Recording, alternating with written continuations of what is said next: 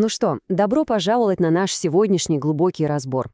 Тема, в которую мы сейчас погрузимся, звучит как «Анатомия дыхания. Мост между сознательным и бессознательным».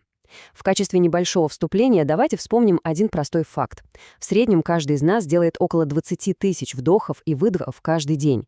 И почти все они происходят абсолютно на автомате, совершенно незаметно. Из-за этого дыхание часто воспринимается просто как фон нашей жизни, как нечто само собой разумеющееся. Но если остановиться и присмотреться чуть внимательнее, то окажется, что осознанное дыхание — это невероятно мощный терапевтический процесс. Это не просто перемещение воздуха туда-сюда. Это сложнейший биологический механизм, встроенный в нас самой природой, который способен физически освобождать тело от напряжения и возвращать глубокий внутренний баланс. Сегодня мы отправимся в увлекательное путешествие по анатомии этого процесса, чтобы наконец-то понять, почему этот скрытый внутри нас ресурс настолько эффективен. И начать тут стоит с одного совершенно удивительного исторического парадокса. Если окинуть взглядом историю человеческой мысли, вырисовывается поразительная картина. С одной стороны, древний мудрец Патанджали, сидящий в медитации тысячелетия назад, с другой — современный биохакер Вим Хоф, который в 21 веке погружается в ледяную воду. Добавим сюда таких философов и мистиков, как Гурджиев и Штайнер. Казалось бы, это абсолютно разные эпохи, мировоззрения и системы координат. Но есть одно огромное «но». Все они, совершенно независимо друг от друга, пришли к одному и тому же фундаментальному выводу. Все они определили дыхание как абсолютно незаменимый ключ к управлению человеческой физиологией и сознанием. Как такое вообще возможно? Какая биологическая истина заставила всех этих людей сойтись в одной единственной точке? Чтобы разгадать эту загадку, давайте посмотрим на наш план. Мы пройдемся по 5 ключевым модулям. Первое — неврология и стресс. Второе — биомеханика и эффективность. Третье — иммунология и восстановление. Четвертое — когнитивные науки и внимание. И, наконец, пятое — синтез, где мы обсудим этот уникальный механизм в целом. Через призму вот этих академических направлений мы системно разберем целый ряд конкретных физиологических преимуществ. Итак, модуль 1 — неврология и стресс, который мы назвали «физиологическая педаль тормоза». Здесь мы начнем с того, как дыхание буквально взламывает нашу нервную систему, выступая, пожалуй, главным инструментом для моментального снижения тревоги и стресса. Главный герой в этой истории — блуждающий нерв. И если немного разобраться в биомеханике процесса, все сразу встает на свои места.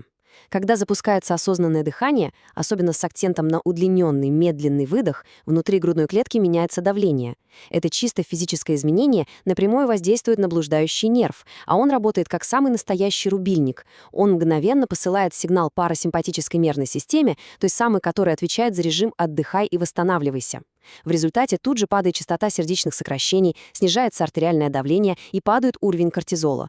Просто вдумайтесь, это единственный встроенный в организм инструмент управления стрессом, который доступен абсолютно всегда, в любой обстановке, и для него не нужны ни таблетки, ни какое-либо оборудование.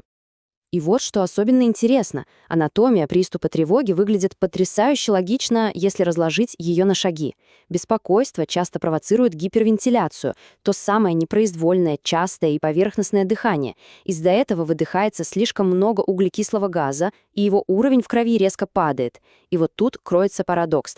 Недостаток СО2 заставляет кровеносные сосуды сужаться. Это ограничивает приток кислорода к мозгу, что чисто физиологически имитирует и многократно усугубляет симптомы паники. Формируется жестокий порочный круг. Но осознанное медленное дыхание — это идеальный разрыв цикла гипервентиляции и паники. Этот простой сдвиг в механике позволяет накопить нужный углекислый газ, сосуды расширяются, и весь каскад панической атаки разрушается прямо на уровне ее фундаментальной физиологии. Стабильным, доказанным результатом такой регулярной работы с нервной системой является повышение вариабельности сердечного ритма, или HRV. Важно понимать, что это никакая абстрактная медицинская цифра. Можно сравнить это с хорошей системой амортизации в автомобиле. Чем она лучше, тем мягче машина проходит ухабы на дороге.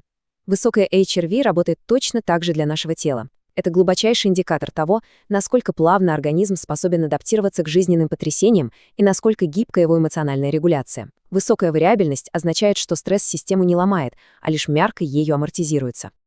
Переходим ко второму модулю — биомеханика и эффективность, или настройка человеческого двигателя.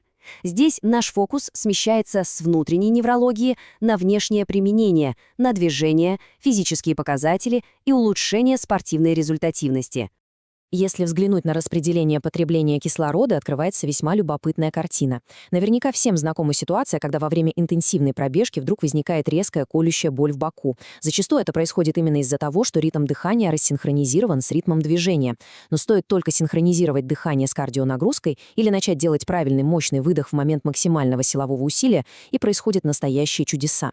Это фактически снижает общее потребление кислорода, необходимого для выполнения той же самой работы. Организм перестает тратить энергию впустую, движение становится экономичнее, а та самая боль в боку просто растворяется. Это чистая, стопроцентная биомеханическая оптимизация. А вот этот механизм — это просто находка для всех, кто активно работает с телом. Речь идет о рефлексе сухожильного органа Гольджи. Обычно этот орган работает как очень строгий охранник для наших мышц. Как только возникает попытка растянуться слишком сильно, он тут же вызывает рефлекс сокращения, чтобы предотвратить травму. Но у этого охранника есть секретный пароль, и это длинный выдох. Удлиненный выдох активирует расслабляющий рефлекс, который временно снижает бдительность рефлекса растяжения. Нервной системе отправляется прямой сигнал безопасности, и в итоге обеспечивается более безопасная и глубокая растяжка. Мы в прямом смысле слова договариваемся с нервной системой, чтобы она позволила продвинуться немного дальше. Подобная осознанность в работе с телом ведет к еще одному огромному плюсу — общему улучшению функций легких. Когда применяется, например, полное йоговское дыхание, при котором активно работает диафрагма, а грудная клетка расширяется на все 360 градусов, происходит значительное увеличение жизненной емкости легких. В результате тренированный человек получает гораздо больший объем кислорода за один вдох, затрачивая при этом значительно меньше мышечной энергии на сам акт дыхания, по сравнению с тем, кто дышит поверхностно. Двигатель начинает работать на своих самых оптимальных оборотах. Идем дальше. Модуль номер 3 — иммунология и восстановление, или пассивные системы восстановления. Давайте посмотрим, как дыхательные протоколы влияют на самые глубокие иммунные реакции и способность организма к самоисцелению. Десятилетиями в серьезных медицинских учебниках утверждалось, что вегетативная нервная система — это закрытый черный ящик. Считалось совершенно невозможным сознательно контролировать свой иммунный ответ или выброс адреналина. Но исследования метода того самого Вима Хофа стали настоящим научным прорывом, который буквально взломал этот ящик. Было доказано, что специфические дыхательные техники способны целенаправленно влиять на выброс адреналина и даже подавлять воспалительные реакции. Это открытие полностью перевернуло наше понимание того, какое колоссальное влияние на иммунную систему и стрессоустойчивость можно оказывать, просто используя силу собственных легких. Этот же самый принцип принудительного изменения внутреннего состояния блестяще применяется для улучшения качества сна. Механика популярной техники 4-7-8 невероятно изящна в своей простоте. 4 счета — глубокий вдох, 7 счетов — задержка дыхания для стабилизации давления и распределения кислорода. И затем 8 счетов — очень долгий плавный выдох. Такая пропорция принудительно гасит физиологическое возбуждение, ту самую тревожную бетономешалку мыслей, которая так часто мешает нам заснуть. Она мягко, но очень уверенно переводит мозг в состояние, которое идеально готово к глубокому качественному отдыху. Модуль 4. Когнитивные науки и внимание. Подзаголовок «Якорь для разума». Здесь мы поднимаемся от физиологии тела к сложнейшим когнитивным функциям, чтобы рассмотреть, как происходит тренировка произвольного внимания. Вообще поразительно, как абсолютно разные исторические концепции используют одно и то же действие для того, чтобы приручить разум. Будь то концепция Дхараны в йоге, где дыхание — это объект концентрации, или идея самовоспоминания Гурджиева, или даже современная осознанная пауза посреди шумного рабочего дня. Во всех этих традициях дыхание служит абсолютно надежным тренировочным полигоном. Сосредоточенное отслеживание вдохов и выдохов — это и есть тренировка произвольного внимания в самом чистом виде. Это превосходный инструмент для более глубоких состояний внимания и созерцания, который работает как идеальный якорь. Каждый раз, когда ум начинает блуждать, дыхание просто возвращает его в настоящий момент. Ну и, наконец, модуль 5. Синтез — уникальный механизм. Мы обсудили огромное количество аспектов, и теперь самое время собрать все эти данные воедино, чтобы найти общий знаменатель всех 10 причин, о которых мы сегодня говорили. Если немного притормозить и спокойно резюмировать все эти беспрецедентные практические преимущества, то картина вырисовывается просто потрясающая. Осознанное дыхание абсолютно бесплатно. Оно вообще не требует ни грамма специального оборудования, никаких платных подписок или долгих подготовок. Оно обладает мгновенной доступностью в любой, даже самой критической или стрессовой ситуации. Оно безопасно при разумном подходе и подтверждено как тысячелетними традициями, так и самыми строгими современными клиническими исследованиями.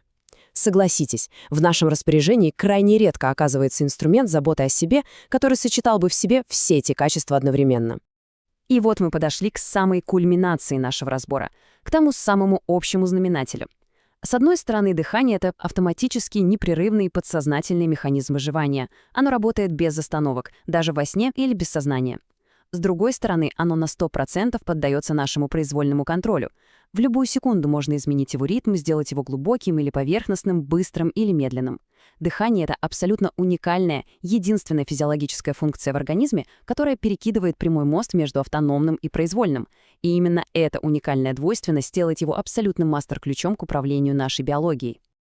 Мы завершаем наш сегодняшний разбор этой глубокой, объединяющей мыслью.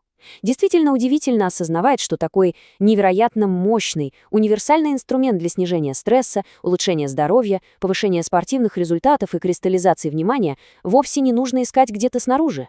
Он всегда был и остается прямо здесь, скрытый в нашей собственной грудной клетке, выполняя свою работу 20 тысяч раз в день и просто ожидая того момента, когда на него наконец-то обратят осознанное внимание. И после всего этого возникает по-настоящему интригующий вопрос. Если самый мощный инструмент трансформации и исцеления всегда был так близко, буквально под нашим носом, то какие еще скрытые резервы нашего собственного тела только и ждут своего часа, чтобы мы их открыли?